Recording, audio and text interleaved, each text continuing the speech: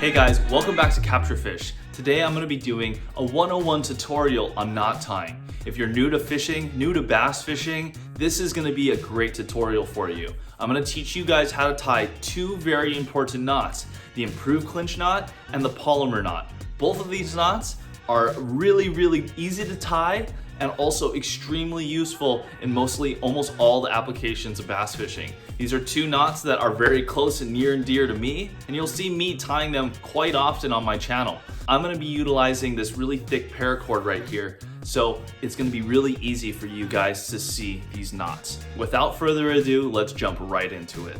Okay guys, for the sake of this demonstration, I'm gonna be utilizing that big old piece of rope, like I said, and this big old Megabass 10-inch mag draft. And this is an application just for fluorocarbon or monofilament. I do not utilize the improved clinch knot when tying braid. So the first thing that I'm gonna do is I'm gonna feed it through the eyelet of what I'm tying. Make sure that you have enough tag end. And then the next thing I'm gonna do, and this is an important step that a lot of people that I feel don't really do too often until later on where they figure out that this is like a really important step. So I anchor, making sure everything is really tight when you do a knot. You wanna make sure that right where this U is, in the top of your hook, you wanna put your middle finger. And not only does this create a point of tension, but it also creates a spacer. And you'll see where that will come in handy. Wrap it around my finger there, and I create tension. So that's wrapped there nice and tight. So now I'm gonna use my pointer finger and my thumb, and I'm gonna twist, okay? I'm gonna go 7 times. And because this is rope, it's a little bit trickier, but we're gonna try and do it. So that's 3, 4, 5, 6, 7, okay? So now I have this hole where my finger is. So I'm gonna take the tag end and I'm gonna go right through that hole, creating like a figure 8 in a way. So if you were to just cinch it down now, that would be called a clinch knot. Since I'm teaching you guys the improved clinch knot, you're taking this tag end right here and you're just going back through that hole. And that's all that is that makes it improved. So you have your clinch knot, and then now you have your improved clinch knot. And so from there, you wanna make sure you wet the line, and then you slowly cinch it down to your hook. And it will look something kind of similar to this. I mean, that's basically it. All of your wraps will be stacked on top of each other. Your tag end will be coming out nice and taut through the side, and everything will be uniform and neat like this. And you go ahead and cut your access. I don't cut it too close. I think I give it a little bit and I snip it out. I don't think the fish really notice it. But that right there, guys, is your improved clinch knot.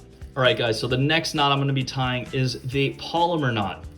So for this is a great knot for braided line. Let's pretend that this is braid and this is either a frog or maybe a swivel or something like that. And so now you're gonna get, this is your braided line that you're utilizing. I'm gonna double it up, and I'm gonna take the doubled section and go through whatever you're tying. Make sure that you have enough tag end to do this. So after you do so, all you're gonna do is an underhand knot, super simple. That's it, underhand knot, okay?